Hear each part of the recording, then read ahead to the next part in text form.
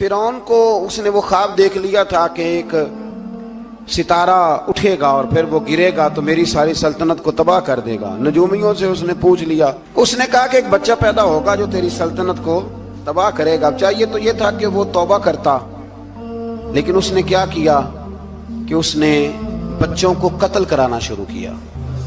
یذبحون ابناءکم، ذبح کرا دیتا تھا تمہارے بیٹوں، اور بچیوں کو وہ زندہ رکھتا تھا۔ تو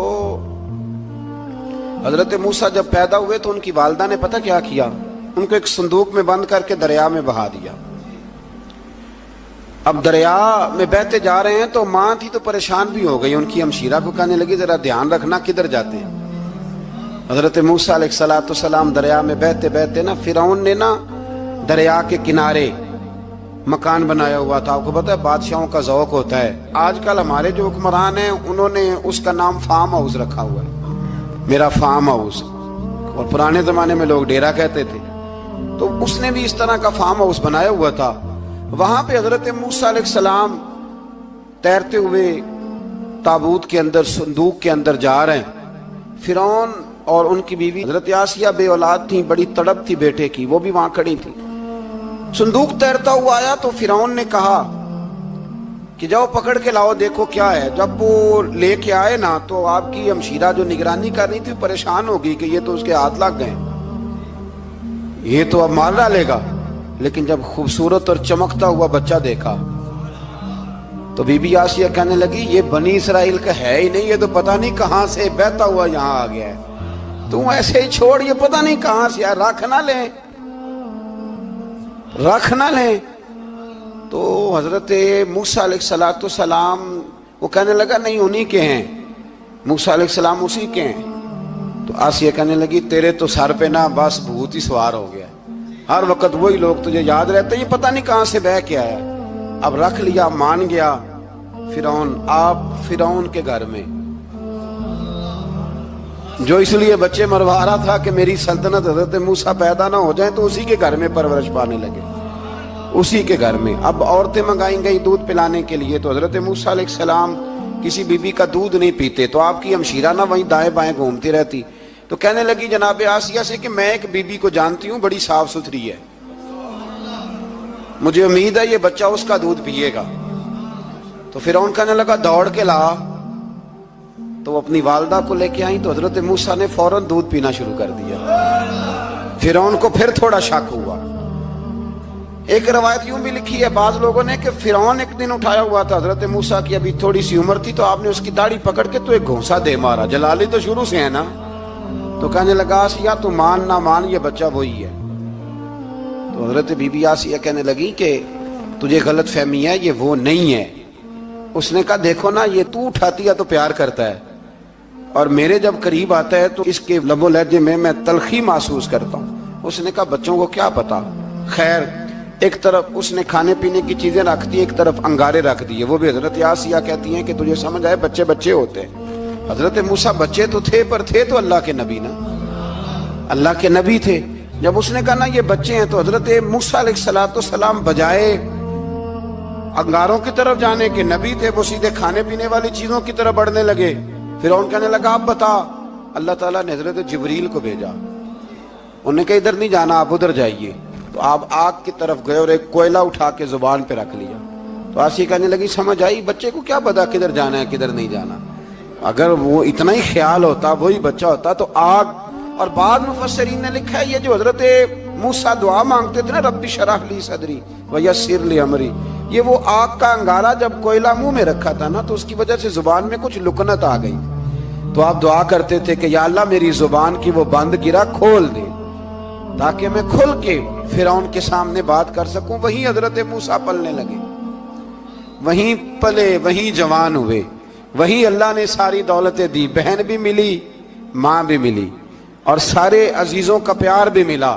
اسی گھر کے اندر اللہ نے پرورش کر کے فرعون کے ظلم سے بنی اسرائیل کو نجات عطا فرمائی۔ موسیٰ پھر فرعون کے گھر میں پلنے لگے، اور جب جوان ہو گئے تو فرعون کے ہاں جو ظلم ہوتا تھا حضرت موسیٰ اس پر بول پڑتے تھے، جلال فرماتے۔ تو فرعون پھر ناراض رہنے لگا، یہاں تک کہ اس نے آپ کو نکال دیا۔ آپ تشریف لے گئے وہاں سے. تو حضرت موسیٰ ایک دن شام کے وقت دوبارہ آئے بستی میں، لوگ سوئے ہوئے تھے. تو دو آدمی، ایک بنی اسرائیل میں سے اور ایک فرعون کی اپنی قوم میں سے، وہ دونوں آپس میں جھگڑ رہے تھے. لیکن وہ جو حضرت موسیٰ کی بنی اسرائیل کی قوم کا شخص تھا، اس پر وہ قبطی، وہ جو فرعون کے قریبی لوگوں میں سے تھا، وہ ظلم کر رہا تھا اور بوجھ اٹھانے کی بات کر رہا تھا. اب اس نے حضرت موسیٰ کو پکارا کہ یہ دیکھے میرے ساتھ کس طرح کی بات کر رہا ہے. تو حضرت موسیٰ کا ارادہ بھی نہیں تھا، آپ نے بس اس کو سمجھایا. پر کچھ لوگوں کو سمجھ، تو حضرت موسیٰ نے پھر ایک مکہ مارا، ایک گھونسا مارا، صرف ایک ہی. یہ کئی تگڑے اور دلیر اس طرح کے بھی ہوتے ہیں کہ گھونسا ایک بھی برداشت نہیں کرتے. وہ ایک مارا، آدمی دھڑام سے زمین پہ گرا اور ماری گیا. حضرت موسیٰ کا ارادہ نہیں تھا لیکن وہ مر گیا. حضرت موسیٰ علیہ السلام نے اس بات پر اپنے رب سے استغفار بھی فرمائی. قرآن کہتا ہے کہ انہوں نے معافی چاہی کہ اللہ میرا ارادہ نہیں تھا. بہرحال اگلے دن نا حضرت موسیٰ دوبارہ آئے. وہ سنا کرتے تھے نا ہم کہ بیوقوف دوست سے عقل مند دشمن بہتر ہوتا ہے. وہ کم از کم دشمنی تو عقل مندی سے کرتا ہے نا، لیکن جو بیوقوف دوست ہو بیوقوفی. حضرت موسیٰ دوبارہ آئے تو وہ بنی اسرائیلی اگلے دن کسی اور سے جھگڑا کر رہا تھا. پھر اس نے مدد کے لیے پکارا تو حضرت موسیٰ کہنے لگے مجھے لگتا یہ ہے کہ تیری عادت ہے، تو خود بڑا جھگڑالو ہے، تو نے روز نیا جھگڑا شروع کیا ہوتا ہے. حضرت موسیٰ جب اس کی طرف بڑھے نہ ڈانٹنے کے لیے تو اس نے شور کرنا شروع کر دیا. کہنے لگتا ہے جس طرح آپ نے اسے کل قتل کیا تھا مجھے بھی قتل ہی کریں گے. یہ انسانوں کا مزاج ہے کہ آپ جب تک کسی کے طبیعت کے مطابق چلیں گے وہ راضی رہتا ہے، اور ذرا آپ اس کی طبیعت سے ہٹتے ہیں تو وہ شور کرتا ہے. اس نے کہا جی آپ مجھے بھی لگتا ہے ماریں گے. حضرت موسیٰ کلیم اللہ علیہ نبینا علیہ السلام کے بارے میں جب اس نے شور کیا تو بات پھر فرعون کے دربار تک گئی. وہ تو پہلے ہی بہانہ تلاش کر رہا تھا. اس نے کہا ڈھونڈو پکڑو اور معاذ اللہ شہید کریں گے. کسی نے آ کے خبر دی کہ آپ جہاں سے ہجرت کر جائیں، اس لیے کہ آپ کے لیے یہاں حالات درست. اور بھائی یہ چھوڑ دیا کریں بات کہ فلاں آدمی کے حق میں فلاں جگہ حالات کیسے خراب ہوئے. تو نبی کریم علیہ السلام مکہ چھوڑ کے کیوں آئے؟ حضرت موسیٰ علیہ السلام نے ہجرت کیوں فرمائی؟ یہ ایک ایسی عجیب بحث ہے جس کو لوگ بلا وجہ چھوڑ دیتے، بلا وجہ چھیڑ دیتے ہیں. اور بالخصوص ایک خاتون نے ایک دفعہ مجھے پیغام دیا تو میں بڑی اس کی بات سن کے مجھے عجیب لگا. وہ کہنے لگی کہ دوسری جگہ میری شادی ہوئی ہے، مجھے طلاق ہو گئی تھی، تو مجھے ایک تانا روز سننے کو ملتا ہے تو اتنی اچھی ہوتی تو وہاں نہ رہ لیتی. تو بھئی یہ کوئی تانے والی بات ہے؟ کوئی ضروری ہے کہ بیوی غلط ہوتی ہے تو طلاق ہوتی ہے؟ اللہ کے محبوب علیہ السلام کی دو صاحبزادیوں کو ابو لہب کے دو بیٹوں نے طلاق بھیج دی تھی. کس کی غلطی تھی؟ تو آپ کیا کہہ سکتے ہیں یہاں کیوں طلاق؟ تو اتنی جلدی بات تھوڑی کر دیں گے آپ، تھوڑی احتیاط فرمائیں بولنے میں. تو حضرت موسیٰ علیہ السلام وہاں سے نکلے اور آپ مدین کی طرف چلے گئے. مدین وہ علاقہ تھا جہاں فرعون کی حکومت کوئی نہیں تھی. حضرت موسیٰ جیسے ہی وہاں پہنچے تو ان کے اندر ایک جذبہ تھا، ظلم ہوتا نہیں دیکھ سکتے. جب وہاں پہنچے تو انہوں نے دیکھا لوگ اپنے اپنے جانوروں کو گھاٹ پہ پانی پلا رہے ہیں اور دو خواتین ہیں وہ بالکل پیچھے کھڑی ہیں. تو حضرت موسیٰ کلیم آگے بڑھ کے کہنے لگے تم کیوں نہیں پانی پلاتی؟ تو وہ کہنے لگی ہمارا بھائی کوئی نہیں، باپ ہمارا بوڑھا ہے. اللہ اکبر. مجبوری یہ ہے، ہم ہیں بھی پردہ دار گھرانے کی، مجبوری ہماری یہ ہے کہ جب تک یہ سارے لوگ پانی پلا نہیں لیں گے اتنی دیر تک ہماری باری نہیں آئے گی. تو حضرت موسیٰ کلیم اللہ علیہ السلام فرمانے لگے اچھا یہ بات ہے تو جانور مجھے دو. وہ ہو یہ رہا تھا کہ چونکہ مرد پانی پلا رہے تھے تو اور جتنے بھی مرد آتے جاتے تھے وہ گھستے جاتے تھے اور عورتیں بیچاری کھڑی تھیں. حضرت موسیٰ جھٹ سے آگے بڑھے، پیچھے ہٹو.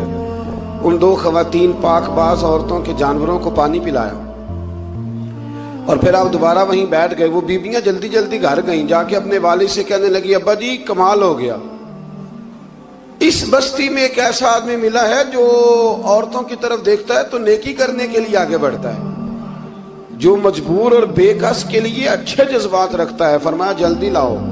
कुछ मुफस्सिरीन और तरफ भी गए हैं, लेकिन जमहूर ने लिखा है कि वो हजरत शुएब अलैहिस्सलाम थे। हजरत शुएब ने घर बुलाया, अपनी एक बेटी को भेजा, फरमाया बेटे बुला के लाओ। वो जब घर आए तो आप फरमाने लगे आप मेरे साथ उजरत तय कर लें, 8 साल या 10 साल आप मेरी बकरियों को चराएं, मेरे घर में रहें।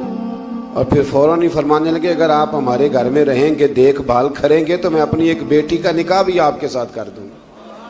तो 8 से 10 साल हजरत मूसा ने वहां क़याम फरमाया।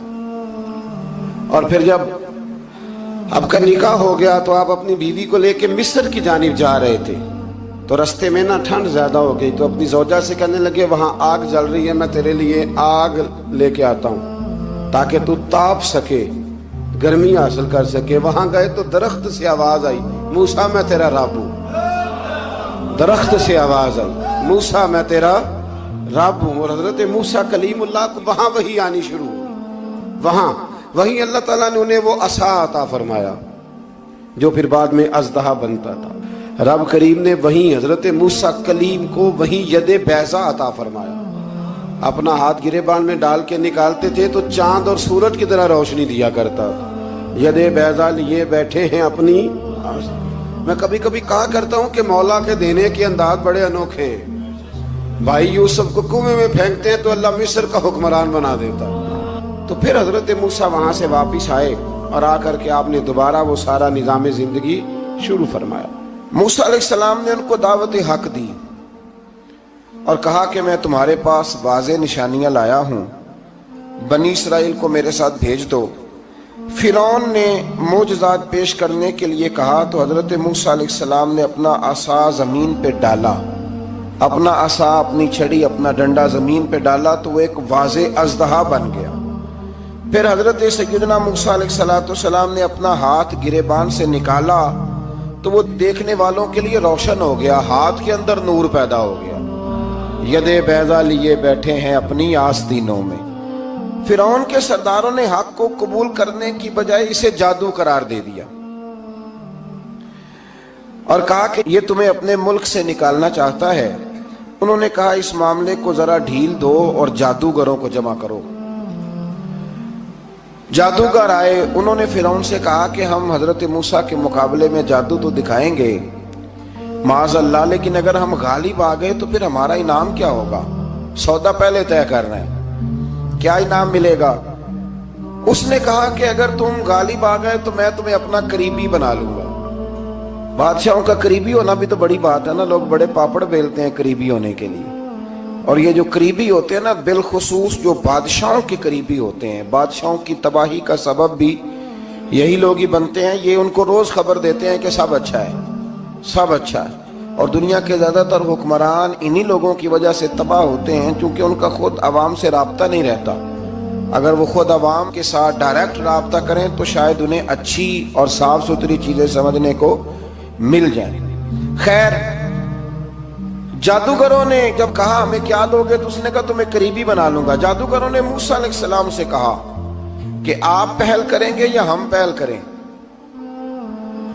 तो मूसा अलैहिस्सलाम ने कहा तुम पहल करो। जब जादूगरों ने अपनी रस्सियां जमीन पे डाली तो लोगों की निगाहों को सहर ज़दा कर दिया, जादू कर दिया और उन्हें डरवा दिया। उन्होंने कहा ये तो बड़ा जादू ले आए। तो अल्लाह ताला ने हजरत मूसा अलैहिस्सलाम को हुक्म दिया कि आप भी अपना आसा जमीन पे डालें। उनकी रस्सियां सांप बन गई थी ना, दरअसल वो सांप बनी नहीं थी, लोगों की आंखों पर जादू हो गया था, उन्हें सांप नजर आ रहा था। फरमाया आप भी अपना आसा जमीन पे डालें। वो असा सांप बना और जादूगरों की सारी चीजों को निगल ही गया। उनकी बहुत सारी रस्सियां सांप बनी थी, इनका एक ही असा सांप बना और सबको निगल गया। इस तरह के मोजज़े की हकानियत और जादूगरों का बुतलान साबित हुआ और फिरौनी रुसवा हो गए। जादूगर सजदे में गिर गए और अल्लाह पर ईमान ले आए। फिरौन ने उन्हें धमकी दी कि तुम मेरी इजाजत के बगैर ईमान ले आए हो, मैं तुम्हारे हाथ और पांव मुखालिफ सिमत से काट दूंगा, यानी उल्टा हाथ काट दूंगा, सीधा पैर काट दूंगा। मेरी बगैर इजाजत ईमान ले आए हो और तुम्हें सूली पे भी चढ़वा दूंगा। उन्होंने कहा कि ईमान लाने की पादाश में तुम हमें सजा देना चाहते हो। फिर उन्होंने अल्लाह ताला से सब्र और इस्तकामत की दुआ की। اس کے بعد فرعون نے بنی اسرائیل کے بیٹوں کو قتل کرنے کی اور بیٹیوں کو زندہ چھوڑنے کا حکم دے دیا۔ موسیٰ علیہ السلام نے قوم کو صبر کی تلقین کی اور کہا کہ نیک انجام اہل تقوی کے لیے۔ یہاں ایک لطیف بات ہمارے صوفیاء نے بھی لکھی ہے۔ صوفیاء کہتے ہیں کہ فرعون نے کلمہ نہیں پڑھا پر جادوگر کلمہ پڑھ گئے۔ وہ کس طرح کلمہ پڑھ گئے؟ تو کہنے لگے دراصل انہوں نے آتے ہی حضرت موسیٰ کا ادب بڑا کیا تھا۔ جادوگر حضرت موسیٰ کے مقابلے میں آ کے بھی ان سے کہتے ہیں کہ رسیاں آپ پہلے ڈالیں گے کہ ہم ڈالیں، آپ اصحاب پہلے رکھیں گے کہ ہم رکھیں؟ تو اتنا سا ادب کیا تو رب کریم نے فرمایا جو نبی کا ادب کرے وہ بے ایمان نہیں رہ سکتا، جو نبی کا ادب کرے وہ بے ایمان نہیں رہ سکتا، اور جو نبی کی بے ادبی کرے وہ ایماندار نہیں رہ سکتا۔ ختم ہو گئی بات۔ یہاں ہمارے صوفیاء نے یہ بات لکھی ہے کہ چونکہ انہوں نے آتے ہی کہا تھا کہ آپ پہلے ڈالیں گے یا ہم پہلے ڈالیں، تو حضرت موسیٰ سے انہوں نے پوچھ لیا، نبی کے پوچھے بغیر پہل نہیں کی تو اللہ نے انہیں ایمان کی دولت عطا کر۔ اللہ تعالیٰ نے فرعونیوں پر قحط سالی کا عذاب نازل کیا۔ فرعونیوں کا طریقہ یہ تھا کہ اچھائی کو اپنا کمال گردانتے تھے، کہتے تھے یہ ہماری طرف سے، اور برائی کو معاذ اللہ بدشگونی کے طور پر موسیٰ علیہ السلام کی طرف منسوب کرتے تھے، کہتے تھے معاذ اللہ آپ کی وجہ سے یہ سارا کچھ ہو رہا ہے۔ ہوتے نا، نہیں کہتے ہیں جب سے میں وہاں گیا ہوں تب سے۔ ہمارے بزرگ ایک لطیفہ بھی سنایا کرتے تھے کہ کسی زمیندار نے نماز پڑھنی شروع کی تھی تو اس کے جانور مرنے شروع ہو گئے۔ اب لوگ سمجھتے ہیں کہ معاذ اللہ شاید یہ کسی بزرگ کے سبب سے ایسا ہے، حالانکہ یہ تو اللہ کی طرف سے آزمائش ہوتی ہے، اس کی حکمتیں ہوتی ہیں۔ اللہ تبارک و تعالیٰ نے ان پر عذاب کیا نازل کیا؟ آیت نمبر 130 اور 143 کا بھی آپ سورہ اعراف کی پڑھیں تو اللہ تعالیٰ نے ان پر ٹڈیوں کا، جموں کا، مینڈکوں کا اور خون کا عذاب نازل کیا۔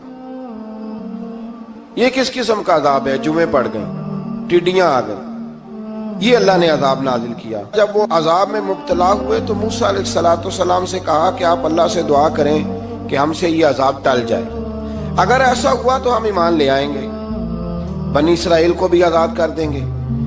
لیکن موسیٰ علیہ السلام کی دعا کے نتیجے میں جب عذاب ٹل جانے کے بعد فرعونی پھر اپنے وعدے سے پھر گئے۔ بنو قریظہ والوں نے بھی کئی دفعہ حضور سے وعدے کیے پر اپنے وعدوں پر قائم۔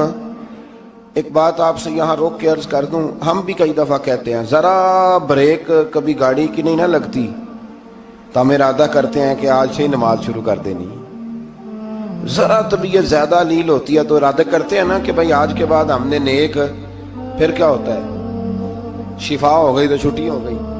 یہ طریقہ درست نہیں، یہ تو کفار کا طریقہ بیان کیا نا قرآن پاک نے۔ یہاں فرمایا جب اللہ تبارک و تعالیٰ نے انہیں نجات دے دی تو اپنے وعدے سے مکر گئے، تو پھر اللہ تبارک و تعالیٰ نے بنی اسرائیل کو سمندر پار کر کے ایسی قوم کے پاس پہنچا دیا جو بتوں کی پرستش کرتی تھی۔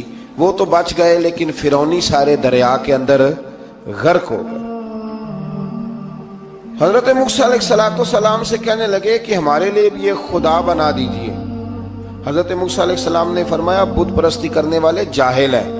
یہ بت پرست قوم کے پاس جب گئے نا بنی اسرائیل والے، بت پوجتے ہوئے دیکھا تو کہنے لگے ہمارے لیے بھی سامنے بنا کے رکھ دو۔ فرمایا یہ تو جاہل ہیں، تم انہیں دیکھ کے اثر قبول کر رہے ہو اور اپنی جاہلیت کے باعث یہ ہلاک ہونے والے بھی ہیں۔ پھر اللہ تعالیٰ نے بنی اسرائیل پر اپنی نعمتوں کا ذکر فرمایا، اور موسیٰ علیہ السلام نے اپنی قوم میں ہارون علیہ السلام کو اپنا جانشین فرمایا اور کوہ طور پر تشریف لے گئے۔ اللہ نے فرمایا وہاں آ جائیں، میں آپ کو تورات عطا کرتا ہوں۔ 40 دن کا یہ عرصہ تھا۔ موسیٰ علیہ السلام نے وہاں پہ جا کے، وہ سارا واقعہ بھی انہی آیات میں ہے کہ حضرت موسیٰ نے عرض کیا تھا کہ رب ارنی، یا اللہ میں تجھے دیکھنا چاہتا ہوں، تو فرمایا لن ترانی، تو نہیں دیکھ سکتا۔ وہ بھی یہاں اللہ نے ذکر فرمایا۔ پھر اللہ تعالیٰ نے اپنی ایک تجلی جب کوہ طور پہ ڈالی تو حضرت موسیٰ علیہ السلام تاب نہ لا سکے اور بے ہوش ہو گئے، اور پہاڑ بھی ریزہ ریزہ ہو گیا۔ اس کا ذکر بھی اللہ نے انہی آیات میں فرمایا۔ آیت نمبر 144 سے 155 تک حضرت موسیٰ علیہ السلام کو رسالت عطا کرنے، کلیم اللہ کا منصب عطا کرنے، تورات عطا کرنے کا ذکر ہے۔ آگے چل کے بتایا کہ جو متکبر لوگ ہیں نا وہ آیات الہیہ سے منہ پھیرتے ہیں، اور جو لوگ اللہ کی آیات اور قیامت کو جھٹلاتے ہیں ان کے اعمال باطل ہیں۔ پھر موسیٰ علیہ السلام کے کوہ طور پر قیام کے عرصے میں بنی اسرائیل کے زیورات سے بچڑا بنا کر اسے معبود بنانے کا ذکر ہے۔ ان میں ایک جادوگر تھا سامری، سنا ہے سلالہ میں اس کی قبر ہے۔ حضرت موسیٰ کوہ طور پہ چلے گئے تو اس نے پیچھے سے سونے کا ایک بچڑا بنا لیا، اس میں سونے کی تاریں اس کے منہ میں لگائیں، ہوا چلتی تھی تو بجتی تھی۔ اتنے کمزور عقیدے کی یہ قوم تھی کہ انہوں نے فٹافٹ ماننا شروع کر لیا، فٹافٹ ماننا، کہنے لگے یہ ٹھیک ہے۔ چنانچہ موسیٰ علیہ السلام جب واپس آئے تو قوم پر غصے اور افسوس کا اظہار فرمایا اور کہا میرے پیچھے تم نے ایسا برا کام کیا ہے۔ انہوں نے تورات کی تختیاں بھی زمین پہ ڈالیں اور اپنے بھائی ہارون علیہ السلام کا سر پکڑ کے اس سے جواب طلبی کی۔ انہوں نے کہا اے میرے ماں جائے، بڑے خوبصورت لفظ ہے قرآن پاک، اے میرے ماں جائے، اے میرے بھائی، قوم نے مجھے بے بس کر دیا اور قریب تھا کہ یہ مجھے قتل بھی کر دیتے۔ اب آپ مجھ پر سختی کر کے دشمنوں کو ہنسنے کا موقع نہ دیں، کبھی بھی دشمنوں کو اپنے اوپر ہنسنے کا موقع نہ دینا چاہیے۔ پھر آیت نمبر 151 میں موسیٰ علیہ السلام کی دعا اور کلمات استغفار کا ذکر ہے۔ آگے چل کے بتایا کہ غصہ ٹھنڈا ہونے پر موسیٰ علیہ السلام نے تورات کی تختیوں کو اٹھایا جن کی تحریر میں اللہ سے ڈرنے والوں کے لیے ہدایت اور رحمت کی بشارت تھی۔ آیت نمبر 156 سے لے کر 158 تک میں موسیٰ علیہ السلام کی دعا کا ذکر ہے، جس میں انہوں نے اپنی قوم کے لیے اللہ تعالیٰ سے دنیا اور آخرت کی بھلائی مانگی۔ اللہ تعالیٰ نے فرمایا یہ کامل نعمت میں ان لوگوں کو عطا کروں گا جو ایمان کے ساتھ تقوی بھی اختیار کریں گے، یہ انہیں ملے گی نعمت، اور پھر وہ زکوٰۃ دیں گے اور اس عظیم رسول یعنی نبی کریم صلی اللہ تعالی علیہ وآلہ وسلم کی وہ پیروی کریں گے۔